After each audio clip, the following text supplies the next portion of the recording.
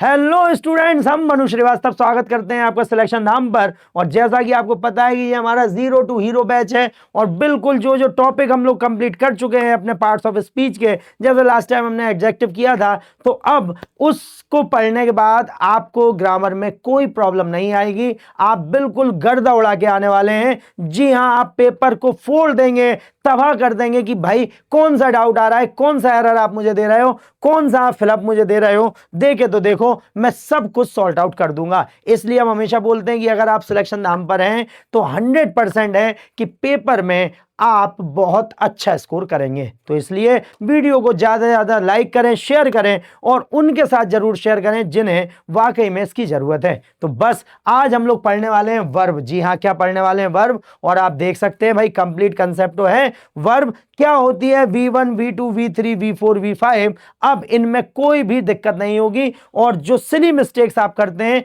वो 100% नहीं होगी और बड़ी गलती की तो अब गुंजाइश रहेगी नहीं। तो बस बने रहिए, वीडियो को देखिए। छोटा वीडियो है, बहुत बड़ा वीडियो नहीं है, क्योंकि वर्ब अपने आप में एक बहुत कॉम्प्लिकेटेड टॉपिक है। इसके कई सारे पार्ट आपके पास आपको मिलेंगे, लेकिन आज वर्ब क्या है, क्या होती है V1, V2, ये हम समझने वाले हैं। तो चलिए फिर देर ना करते हुए शुरू करते हैं और समझते हैं कि वर्ब क्या होती है। तो यहां पर सबसे पहले जो है वर्ब की डेफिनेशन है कि भाई जिस शब्द से क्रिया होने या करने का बोध हो उसे हम वर्ब बोलते हैं। वर्ब का मतलब ही क्रिया होता है ना। तो ऐसा शब्द जो एक्शन दिखाता है, जैसे दौड़ना, भागना, लड़ना, कूदना, लिखना, बोलना, पढ़ना, खाना, ये सब वर्ब हैं क्योंकि ये एक्शन दिखाते हैं। ठीक है, तो हमेशा ध्यान रखेंगे, the verb expresses an action, work is tell something about the subject. ये सब्जेक्ट के बारे में कुछ बताता है। There are two types of verb. भाई वर्ब जो है वो दो प्रकार की होती है। कितने प्रकार की होती है? दो प्रकार की होती है। प्रिंसिपल या जैसे अपन मेन वर्ब भी बोलते हैं,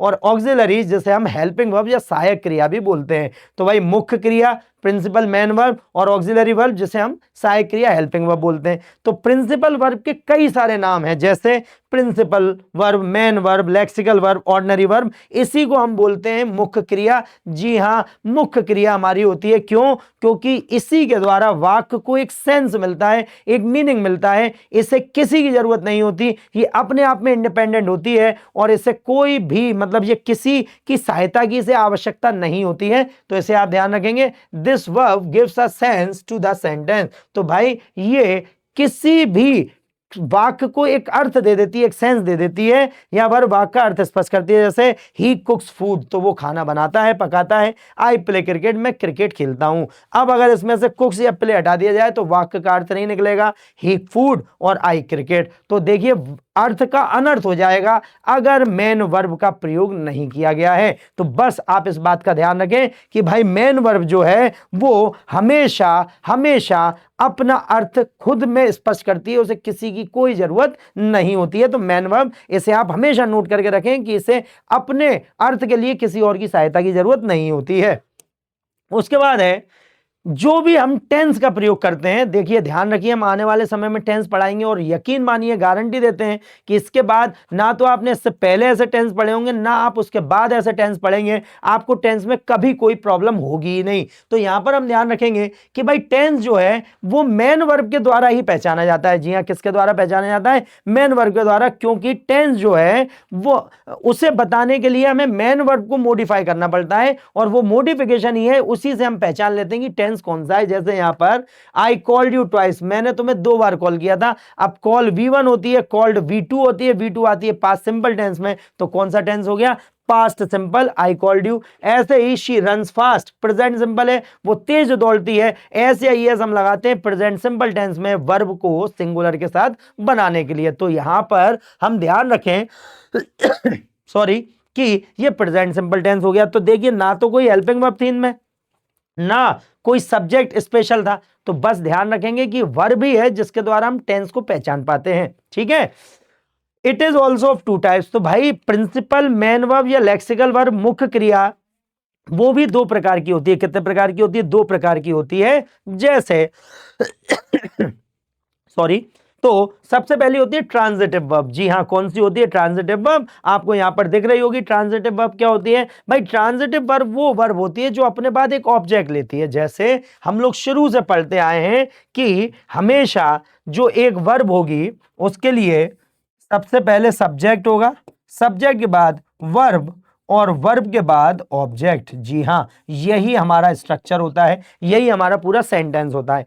तो हमेशा ध्यान रखेंगे सब्जेक्ट वो होगा जो काम करेगा, मतलब वर्ब, और उस काम का जिसके ऊपर असर जाएगा वो होगा ऑब्जेक्ट। ठीक है, तो हमेशा ध्यान रखना कि भाई जो वर्ब अपने बाद ऑब्जेक्ट लेती है उसी को हम ट्रांजिटिव वर्ब कहते हैं। क्या बोलते हैं? Transitive verb. और जो फिल इन द ब्लैंक्स में छोटे एग्जाम में हमेशा पूछा जाता है फाइंड आउट ट्रांजिटिव वर्ब, कृपया ट्रांजिटिव वर्ब को छांटिए। तो आपको यह समझना होना चाहिए कि अगर ट्रांजिटिव आपको वर्ब छांटनी है तो आपको उसके पीछे ऑब्जेक्ट वाली वर्ब देखनी है कि कौन सी वर्ब ने उसके पीछे ऑब्जेक्ट ले रखा है, और जिसने ऑब्जेक्ट ले रखा है वही ट्रांजिटिव वर्ब होती है। क्या होती है? ट्रांजिटिव वर्ब होती है। ठीक है, तो the verb which takes an object, जिसके बाद किसी ऑब्जेक्ट का प्रयोग किया जाएगा वही ट्रांजिटिव वर्ब होगी। The verb which takes an object after it. जैसे आई टीच इंग्लिश, तो यहां पर टीच हमारी वर्ब है और उसने ऑब्जेक्ट ले रखा है इंग्लिश। तो भाई मैं क्या पढ़ाता हूं? मैं इंग्लिश पढ़ाता हूं। It is called I teach English. ठीक है, उसके बाद ही प्लेस क्रिकेट, वो क्या खेलता है?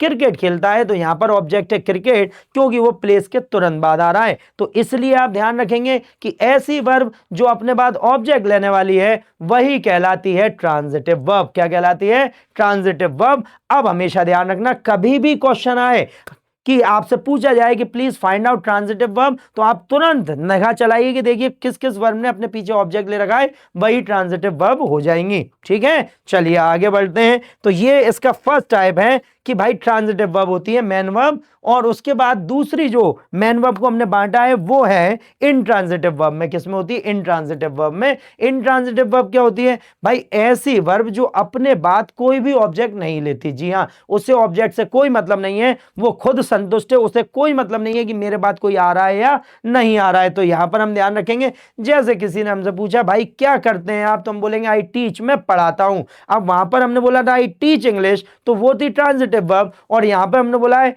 आई टीच, मैं पढ़ाता हूं। क्या पढ़ाता हूं, इससे हमें कोई लेना देना नहीं था, हमें सिर्फ ये बताना था कि मैं पढ़ाता हूं, एक शिक्षक हूं। तो it is called I teach. अब यहां पर देखिए टीच के बाद कोई ऑब्जेक्ट नहीं आया है और इसी वजह से जगह हो गई खाली, और ये कहलाई इनट्रांजिटिव वर्ब। ठीक है, इसी तरह से वहां पर वो क्रिकेट खेल रहा था, आई प्ले क्रिकेट, यहां पर कुछ भी नहीं है। आई प्ले क्या करते हैं आप? आई प्ले में खेलता हूं। अब क्या खेल रहा हूं मैं, मुझे उससे कोई लेना देना नहीं है, मैंने सिर्फ आपको ये बताया कि मैं खेलता हूं। क्या खेलता हूं ये मैं आपको नहीं बता रहा। तो ये हो गई इनट्रांजिटिव वर्ब। तो दोनों में बेसिक डिफरेंस क्या है स्टूडेंट्स? हमेशा ध्यान रखें कि भाई ऐसी वर्ब जो अपने बाद में लेती है ऑब्जेक्ट कहलाती है ट्रांजिटिव, और जो अपने बाद नहीं लेती है ऑब्जेक्ट वो कहलाती है इनट्रांजिटिव वर्ब। तो अब देखिए फिल इन द ब्लैंक्स बढ़ना कितने आसान हो गए कि अगर वहां पे पूछा जाए please pick out transitive verb, तो आप इजी वे में निकाल पाएंगे।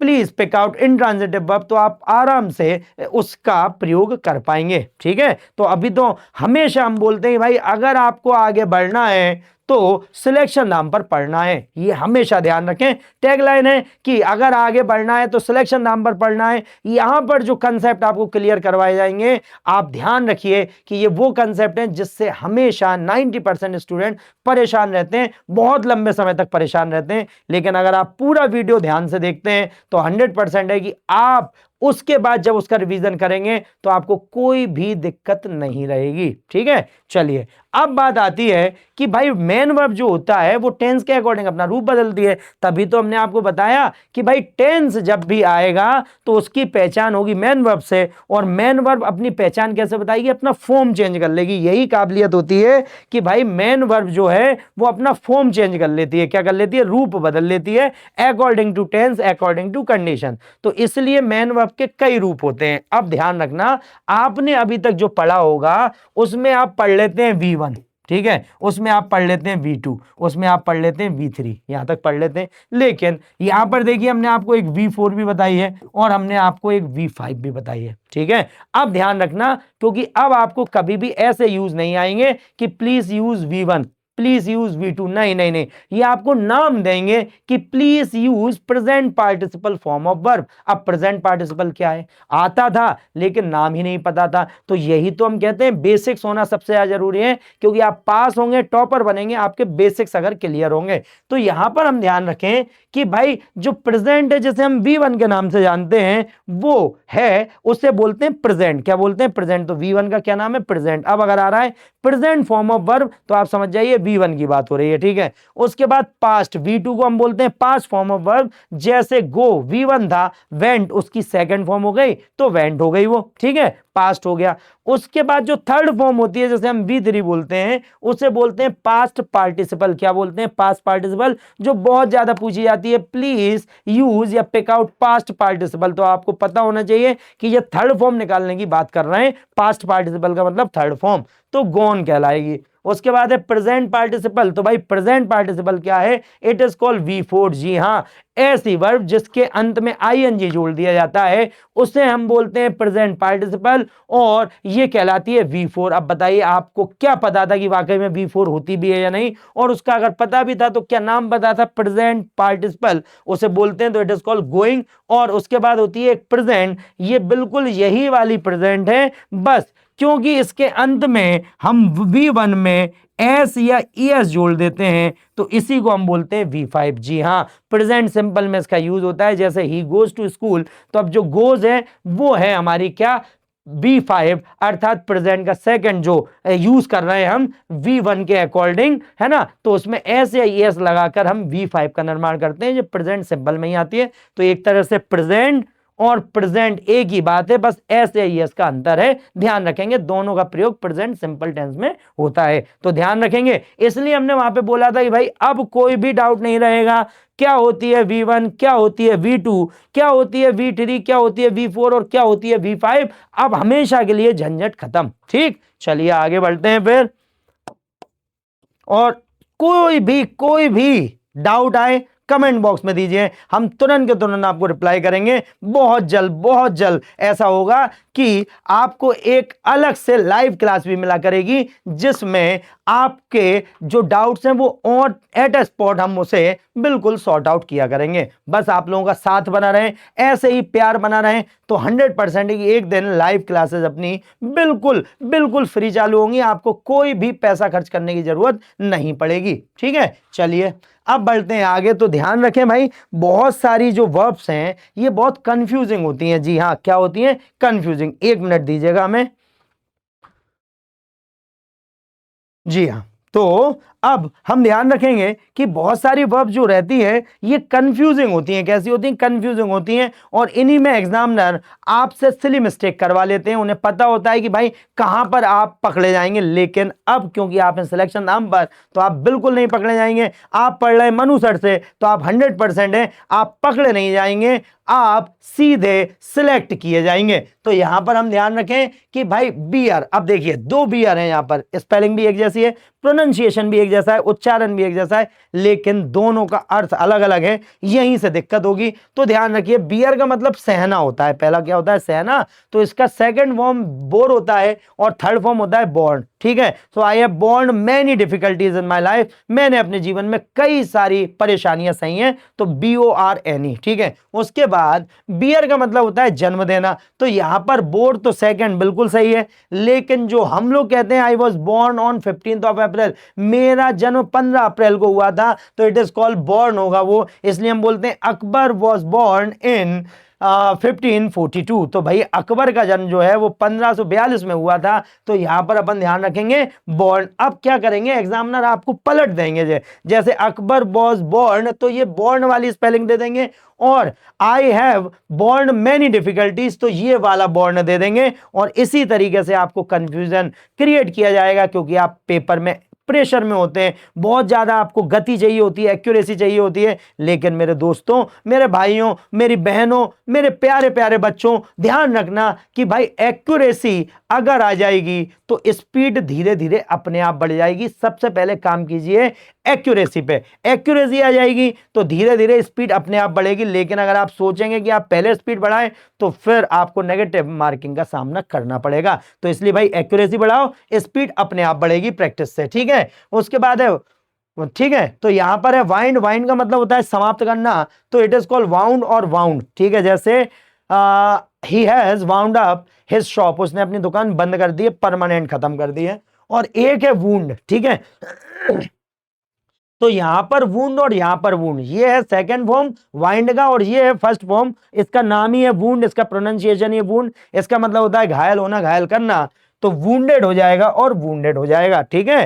सो यहां पर आप इसलिए बोलते हैं वुंडेड शोल्डर सोल्जर्स, मतलब भाई घायल सैनिक, ठीक है। उसके बाद है फोरगो, फोरगो और फोरगो दोनों का अर्थ त्यागना होता है, दोनों का अर्थ भी एक जैसे होता है, फोरवेंट फोरगोन, फोरवेंट फोरगोन, बस ई का फर्क है दोनों में, ठीक है, ध्यान रखें। उसके बाद है अवेक, तो अवेक का मतलब होता है जागना, ठीक है, अवोक awaken, I am still awake, ठीक है, तो भाई मैं अभी भी जगा हुआ हूं, ठीक है। और वेक का मतलब जागो, जो सोकर जाग रहा है उसके लिए वेक होगा, तो वोक और woken, I woke up early in the morning today, तो आज मैं सुबह जल्दी उठ गया था, तो it is called woke up, ठीक है। तो यहां पर हम वेक या अवोक का प्रयोग नहीं करते, इसका मतलब ऑलरेडी जागा हुआ होता है, लेकिन जब हम सोकर खुद जागते हैं इसलिए हम बोलते हैं I wake up early in the morning, मैं डेली सुबह जल्दी उठता हूं, ठीक है, तो ये आप ध्यान रखें।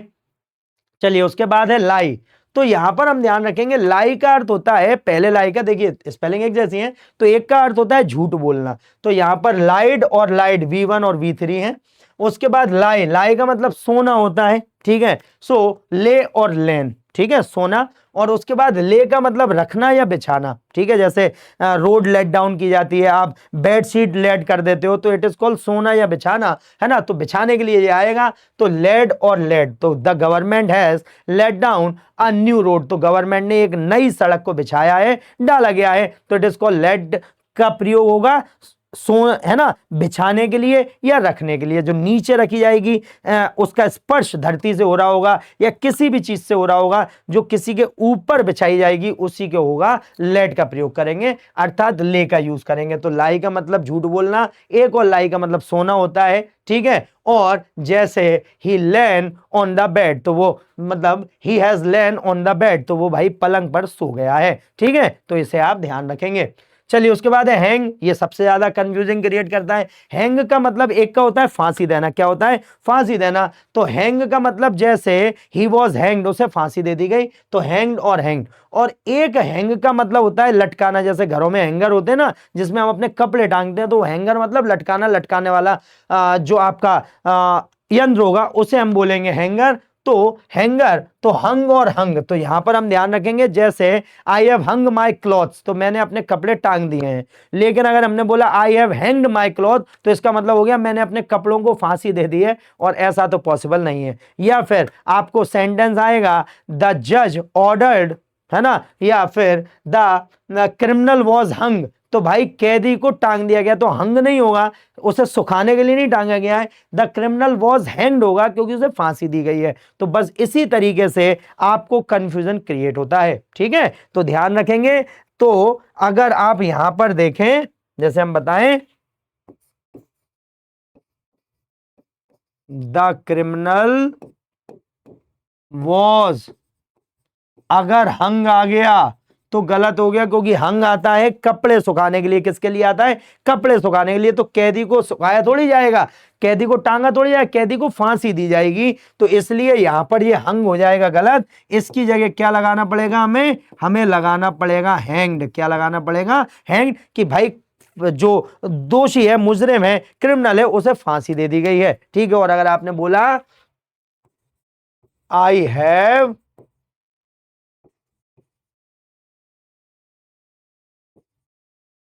Hanged, I have hanged my clothes, मैंने अपने कपड़ों को फांसी दे दी है, तो भी गलत हो जाएगा। तो यहां पर हमें हैंग्ड का प्रयोग नहीं करना, यहां पर हमें प्रयोग करना है हंग का, ठीक है, अदरवाइज ये गलत हो जाएगा, ठीक। तो बस इस तरीके से आपको कंफ्यूजन क्रिएट किया जाएगा। चलिए आगे बढ़ते हैं। फिर यहां पर है राइज, राइज का मतलब उठना या जगना, तो राइज रोज राइजन, ठीक है, ठीक है, सनराइज होता है ना। और रेज का मतलब होता है किसी चीज को बड़ा बनाना, यहां पर मुद्दे लिखा हुआ है तो वो तो रेज है, मतलब उठाना या किसी चीज को बड़ा बनाना, तो इट इज कॉल्ड रेज्ड और रेज। जैसे मिस्टर धीरू भाई अंबानी रेज्ड रिलायंस एम्पायर, तो मिस्टर धीरू भाई अंबानी ने रिलायंस एम्पायर को खड़ा किया था, बड़ा बनाया था, ठीक है।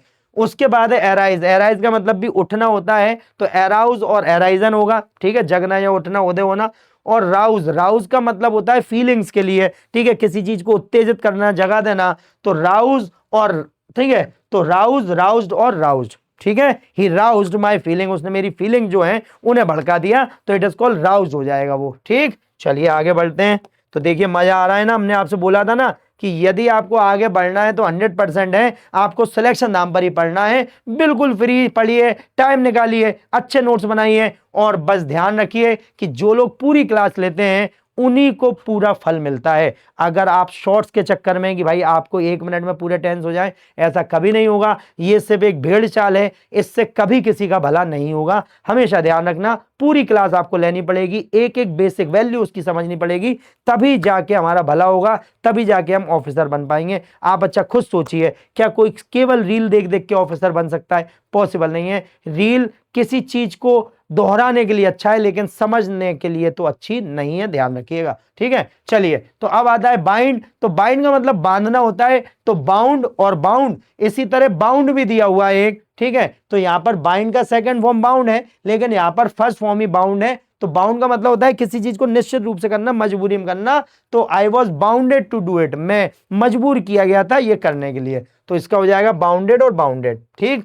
उसके बाद फिर है प्रैक्टिस, तो what is the mean of practice? भाई प्रैक्टिस का मतलब तो अभ्यास करना होता है, तो अभ्यास, प्रैक्टिस, प्रैक्टिस। और एडवाइस, एडवाइस का मतलब सलाह देना, एडवाइज्ड और एडवाइस, ठीक है। उसके बाद है डिवाइस, डिवाइस का मतलब होता है चिंतन करना, ठीक है, तो डिवाइस्ड हो जाएगा और डिवाइस्ड हो जाएगा। उसके बाद है प्रोफेसी, प्रोफेसी का मतलब होता है भविष्यवाणी करना, तो प्रोफेसाइज्ड और प्रोफेसीज, ठीक है, तो इसे आप ध्यान रखेंगे। उसके बाद है grind, grind mixer grinder, grinder का अर्थ होता है पीसना, ठीक है, मिक्सर ग्राइंडर।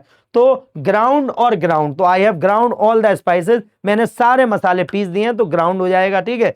जबकि एक ऑलरेडी ग्राउंड होता है, वो ग्राउंड अलग है जिसमें हम लोग क्रिकेट या फुटबॉल खेलते हैं, वो नाउन है, उसका मतलब है मैदान, ठीक है। लेकिन यहां पर बात हो रही है वर्ब की, जो अपने फॉर्म चेंज कर सकती है। तो भाई ग्राउंड जो है उसका मतलब होता है भूग्रस्त हो जाना, किसी चीज को जमींदोज कर देना, जैसे बुलडोजर बाबा करते रहते हैं, तो इसी तरह से तो ग्राउंड का ग्राउंडेड और ग्राउंडेड है ना। The municipal corporation grounded 2 illegal buildings, तो भाई म्युनिसिपल कॉर्पोरेशन ने 2 इलीगल बिल्डिंग को जमींदोज कर दिया, गिरा दिया, ग्राउंडेड कर दिया, ठीक है। देखिए हमने बोला था ना। अच्छा आप बताइए, आपको क्या पता थे ये सारे मीनिंग? क्या आपको वोकैब पता थी? हम वर्ब में वोकैब दे रहे हैं आपको, आप खुद सोचिए कि वर्ब भी आप सीख रहे हैं और इतनी सारी वोकैब भी आपको मिल रही है, ठीक है।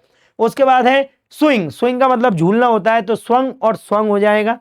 उसके बाद है रिंज, रिंज का मतलब मरोड़ना होता है, रिंज होता है ना, कपड़े रिंज हो रहे हैं वॉशिंग मशीन में, तो रिंज का रंग और रंग हो जाएगा, ठीक है। उसके बाद है स्टिंग, स्टिंग का मतलब डंक मारना होता है, बिच्छू या चींटी आपको काट लेती है, जब भी कोई अपने मुंह के अलावा किसी और ऑर्गन का प्रयोग करता है जहर डालने के लिए, तो उसे डंक मारना कहते हैं। स्टिंग जैसे बिच्छू का आपने पूंछ में देखा होगा, चींटी का भी अलग डंक होता है, तो इसलिए स्नेक बाइट कहा जाता है, क्योंकि सांप अपने मुंह का प्रयोग करता है काटने के लिए, इसलिए स्नेक बाइट कहा जाएगा। लेकिन ऐसे जानवर, ऐसे जीव जो मुंह के अलावा कहीं और से आप पे हमला करें, जहर डालें, तो उसे डंक मारना कहते हैं, ठीक है। तो स्टिंग मतलब डंक मारना, तो स्टंग और स्टंग। जबकि फाइंड, फाइंड का अर्थ क्या होता है भाई? फाइंड का अर्थ होता है फाउंड, और फाउंड पाना, तो फाउंड हो गया और फाउंड हो गया। लेकिन एक और वर्ड है फाउंड, अब यहां पर फाउंड का मतलब ये वाला नहीं है, ये इसकी सेकंड फॉर्म है फाइंड की, लेकिन फाउंड जो है वो क्या है? तो फाउंड जो है वो है नींव डालना, कहते हैं ना फाउंडेशन स्टोन, है ना, नींव का पत्थर। तो फाउंड मतलब नींव डालना, तो फाउंडेड और फाउंडेड, जैसे अपन ने बोला Babur founded Mughal empire in India, तो बाबर ने मुगल एम्पायर की यहां पर नींव डाली थी, तो ये हो जाएगा फाउंड। अब आप बताइए आप कितने कंफ्यूज थे? अगर कोई है ना आपसे बोलता I have founded my bag, तो कितना गलत हो गया कि मैंने बैग की स्थापना कर दी है? नहीं, आप बोलते I have found my bag, मुझे बैग मिल गया है, क्योंकि यहां पर थर्ड फॉर्म होता है फाउंड, जबकि फाउंडेड का मतलब होता है स्थापना। अगर बोलते Babur found the Mughal empire, तो भी गलत हो जाता, बाबर फाउंडेड मुगल एम्पायर, ये सही होगा, ठीक है। उसके बाद है फॉल, फॉल का मतलब होता है गिरना, जो अपने आप गिर जाए, तो फेल और फॉलन, ठीक है। जैसे फॉलन सीजन चलता है, फॉल सीजन चलता है, तो पत्ते अपने आप गिरते हैं। और एक होता है फेल, फेल का मतलब होता है गिराना, तो यहां पर इसका सेकंड फॉर्म है फेल गिरने का, लेकिन यहां पर फेल फर्स्ट फॉर्म है। इसका अर्थ होता है जब कोई जानबूझ के आपको गिराए उसे, तो ये फेल्ड होगा और फेल्ड होगा। I was failed bye my friend, मुझे मेरे दोस्त के द्वारा धक्का दे दिया गया, गिरा दिया गया। ठीक है, तो इसे आप ध्यान रखेंगे। उसके बाद है बिफेल। बिफेल का मतलब घटित होना होता है, किसी चीज का संपन्न हो जाना, तो बिफेल और बिफॉलन। उसके बाद है ब्लो। ब्लो का मतलब बहना होता है, कोई भी लिक्विड जो है वो ब्लो करेगा, है ना। तो यहां पर सॉरी लिक्विड क्या, ब्लो मतलब हवा, जो एयर है वो ब्लो करेगी, उसका बहना होगा, तो ब्लू और ब्लोन। ठीक है, जबकि फ्लो, फ्लो का मतलब भी बहना होता है, ये लिक्विड के साथ आता है। किसके साथ आता है? लिक्विड के साथ आता है। तो फ्लो का मतलब बहना, जैसे द रिवर फ्लोज। ठीक है, तो उसके लिए तो फ्लो, फ्लोड और फ्लोड। ठीक, ध्यान रखेंगे, इन्हें अच्छे से नोट डाउन कर लीजिए। और पूरा वीडियो जो नहीं देखते हैं, आप ध्यान रखना, आने वाले समय में आपको लेट लतीफ होके देखना पड़ेगा जब तक आपके दोस्तों का सिलेक्शन हो जाएगा।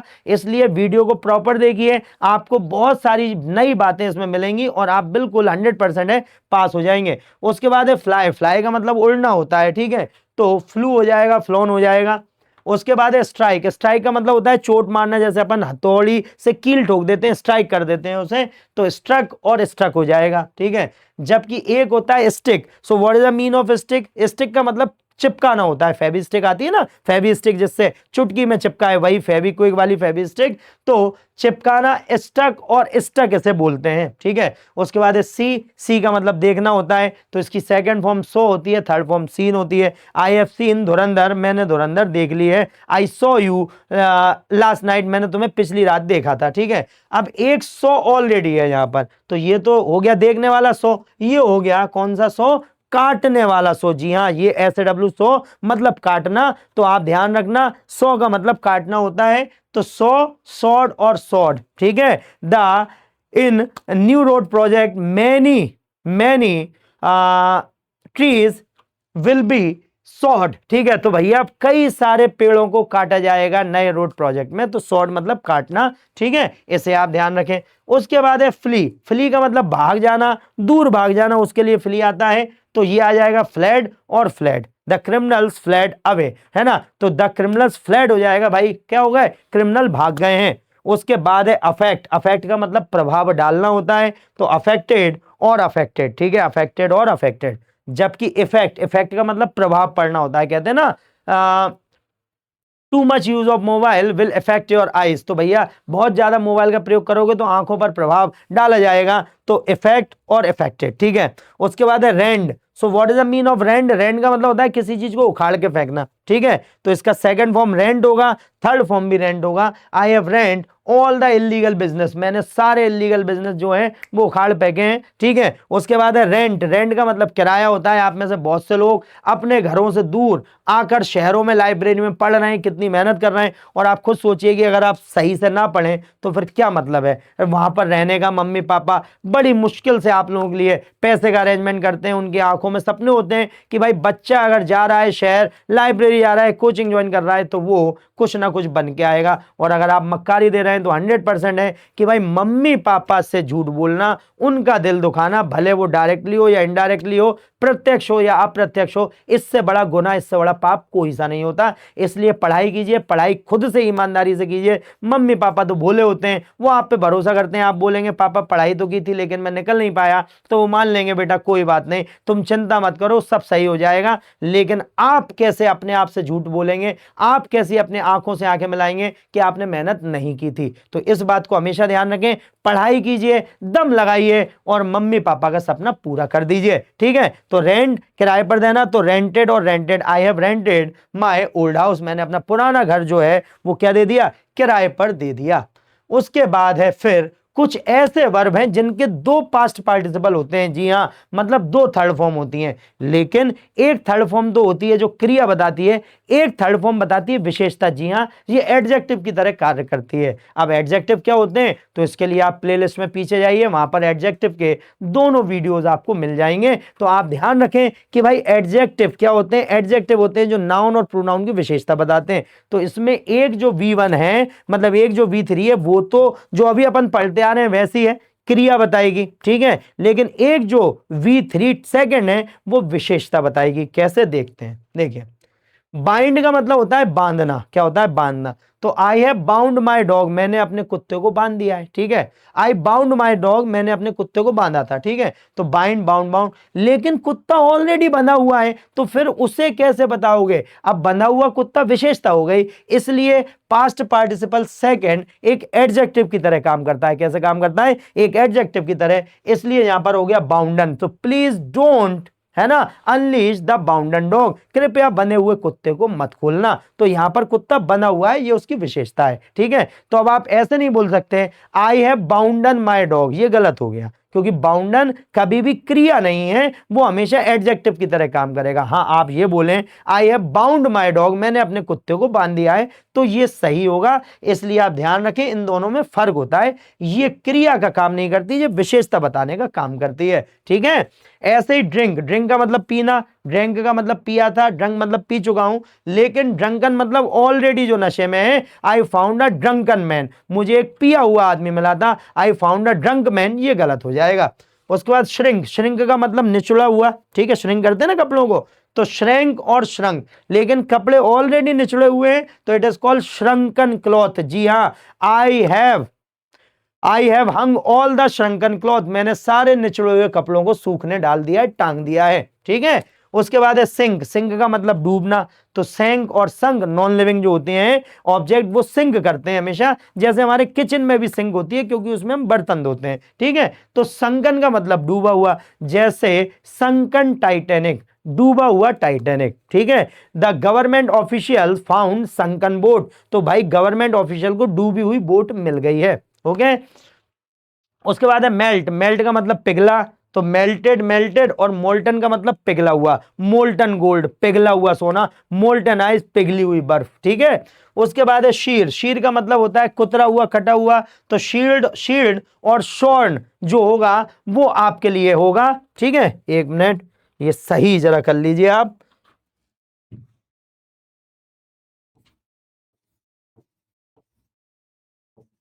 ठीक है, शॉर्न, SHORN होगा, ठीक, इसे आप ध्यान रखें। चलिए, तो ये शॉर्न कर लीजिए, वो शॉर्न हो गया, वो नहीं होता, शॉर्न होता है SHORN, मतलब कुतरा हुआ। आई फाउंड शॉर्न क्लॉथ, मुझे कैसे, कुतरे हुए कपड़े मिले हैं, कटे हुए कपड़े मिले हैं, ठीक।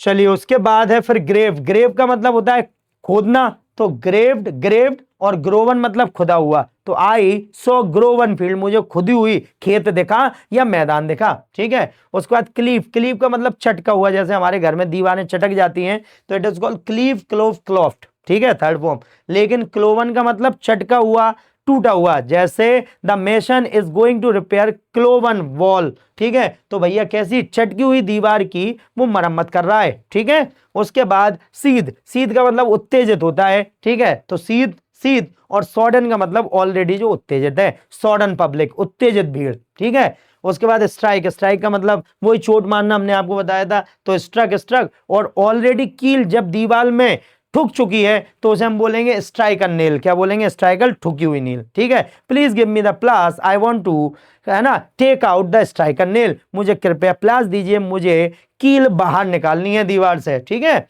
उसके बाद है गेट, तो गेट का अर्थ होता है गॉट, गॉट थर्ड फॉर्म, और गॉटन का मतलब पाया हुआ, जी हाँ, जो ऑलरेडी, द गॉटन बैग, मिला हुआ बैग जो मुझे मिल गया था, ठीक। तो यही यही वो पास्ट पार्टिसिपल है जो फर्स्ट और सेकंड दो तरीके से यूज होते हैं, लेकिन एक होगा वर्ब की तरह और एक होगा एडजेक्टिव की तरह, ठीक है। इसे आप ध्यान रखिएगा। अच्छा, मन पे, दिल पर हाथ रख के बताइए, कितने लोगों को ये सारी बातें पता थी, आप खुद बताइए, ठीक है। चलिए आगे बढ़ते हैं फिर। Some verbs have all three form similar, तो कुछ वर्ब के तीनों फॉर्म एक जैसे ही होते हैं, ठीक है, जैसे हिट, मारना, पुट, कट, कास्ट चयन करना, फोरकास्ट भविष्यवाणी करना, टेलीकास्ट प्रसारण करना, ब्रॉडकास्ट भी प्रसारण करना, स्प्रेड का मतलब फैलाना, हर्ट का मतलब चोट पहुंचाना, शट का मतलब बंद करना, क्विट का मतलब छोड़ना, बिट का मतलब बोली लगाना, बैट का मतलब शर्त लगाना, सेट का मतलब व्यवस्थित करना, शेड का मतलब बहाना, ठीक है, और स्प्लिट का मतलब बांटना।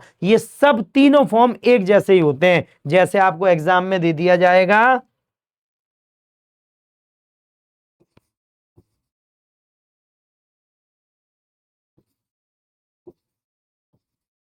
आई हैव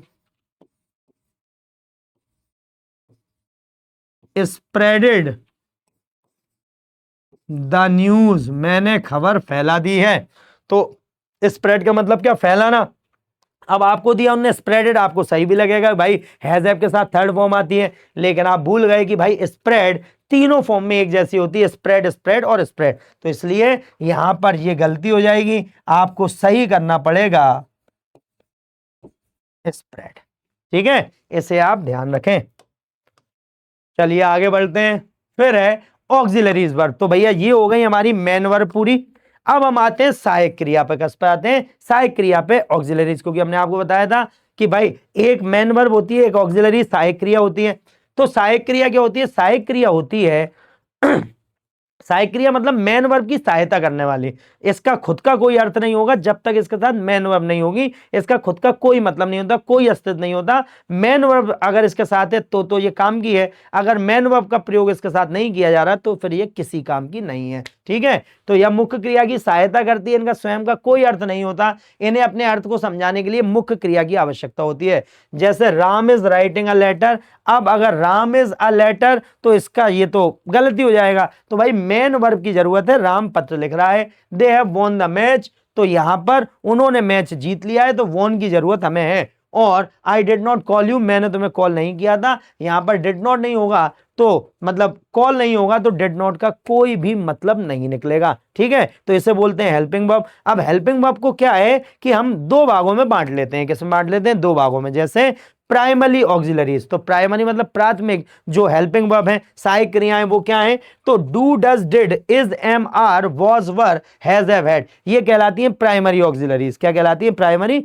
आपने देखा होगा present simple, past simple, present continuous, past continuous. ठीक है, उसके बाद हैज, हैव, हैड जो आती हैं वो आती हैं हमारे परफेक्ट में या कंटिन्यूअस, पास्ट परफेक्ट कंटिन्यूअस में, इसमें। ठीक है, अब ध्यान रखना कि इन्हें भी अलग अलग तरीके से बोला जाता है और आपको फिल इन द ब्लैंक्स में या पेपर में दिया जाता है। जैसे आपसे पूछा जाएगा please use verb to be, कृपया वर्ब टू बी का प्रयोग करें। अब आप कहेंगे वर्ब टू बी क्या होती है यार, ये तो हमने पढ़ा ही नहीं, वर्ब टू बी का मतलब क्या है। तो भाई ध्यान रखना, वर्ब टू बी का अर्थ होता है is, am, are, was, were, been और बीइंग, ये कहलाती है वर्ब टू बी। ठीक है, जो काम का होना बता रही होती है, चलना बता रही होती है, वो कहलाती है वर्ब टू बी। ठीक है, उसके बाद verb to do, verb to do में आती है डू, डज और डिड, ये कहलाती हैं वर्ब टू डू। और वर्ब टू हैव में आती है हैज, हैव, हैड, इन्हें बोलते हैं वर्ब टू हैव। ठीक है, तो सबसे ज्यादा वर्ब टू भी जो है वो आपसे पूछा जाता है, आपको इसके बारे में ध्यान होना चाहिए, पता होना चाहिए, यही तो हमारी बेसिक्स हैं,